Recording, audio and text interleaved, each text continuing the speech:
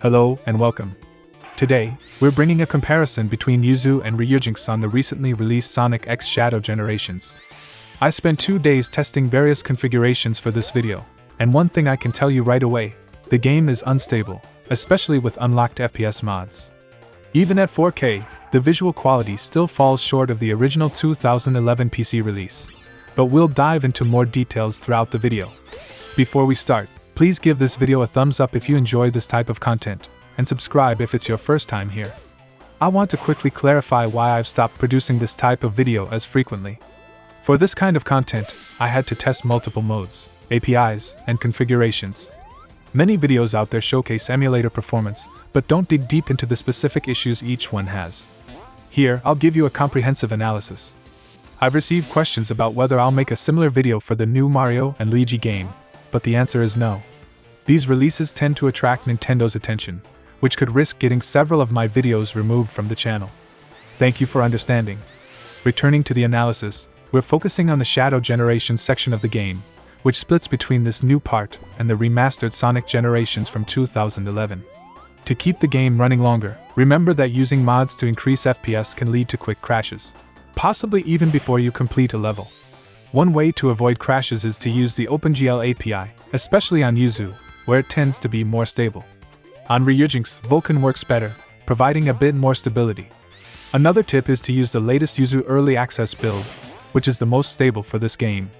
For instance, Sudachi suffers from constant crashes in version 1.0.11, and version 1.0.10 often doesn't even load the game. With that said, let's get into the performance of both emulators, both using Vulkan. An important note, I'm using GreemDev's fork of Ryujinx, which I'll leave linked in the description and pinned comment.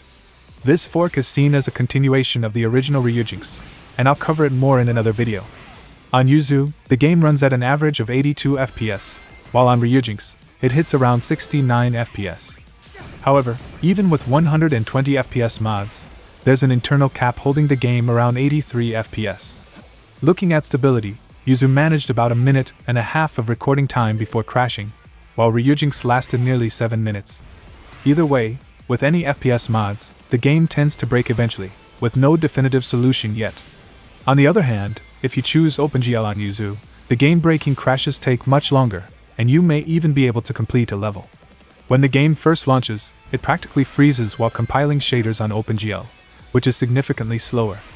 However, after complete compilation, you'll have stable performance, especially if using an Nvidia GPU. For AMD users though, it's a different story. AMD drivers struggle with OpenGL, and unfortunately, this has never been fixed. For a fair comparison, I tested Yuzu on both APIs to show the actual performance difference when using OpenGL. This switch led to nearly a 20 FPS drop. However, even when switching APIs, stability on Yuzu is only guaranteed if you avoid FPS mods. Without these mods, I was able to run the game without crashes.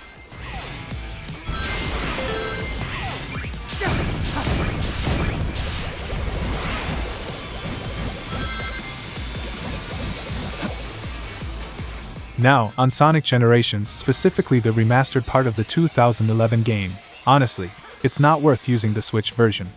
The 2011 PC version, though no longer available on Steam, is still easy to find and is vastly superior to the Switch version. Here's why. First, the mods on the emulators aren't working well. Menus and stage selection run with the FPS mods, but when starting a stage, the game caps at 30 to 32 FPS. The original PC version, however, hits 60 FPS natively, making a huge difference in a game as fast-paced as Sonic. Another issue is the visual quality on the Switch version. Even at 4K, it remains jagged, as you can see in this zoomed-in image. Moreover, I didn't notice any texture improvements between the versions, at least not on the Switch. The PC version also offers mods, like the Hedge Mod Manager, which I'll link in the description. This mod allows for changes to practically any aspect of the game, including removing the 60 FPS limit. So, let's jump into a quick comparison between the PC game, with unlocked FPS and no other graphic mods, and the Switch. The images speak for themselves. The Switch version looks like it's running in slow motion compared to the PC. Not to mention the resource consumption, which is much more optimized on the PC, where the difference is almost unfair. Lastly, let's talk about the possibility of running the game on Android. Sonic Generations runs best on Uzuy Edge version 15, the last one before the emulator was discontinued. The link for this project will be in the description, and a special thanks to Zephyron for helping preserve it. In summary, Uzuy offers solid performance at a steady 30 FPS and loads the game every time, unlike Sudachi, which crashes after the main menu. On Uzuy, I was able to run the game at 1080p with no issues. For Shadow Generations, the situation is more complicated. Sudachi can run the game with more stability, but its performance is inferior. Uzuy, when it manages to load the game, performs better, but the game is still not well optimized for Android. At times, it reaches 30 FPS but quickly drops to 18, making gameplay impossible. Even reducing the resolution to 75%, the issue persists.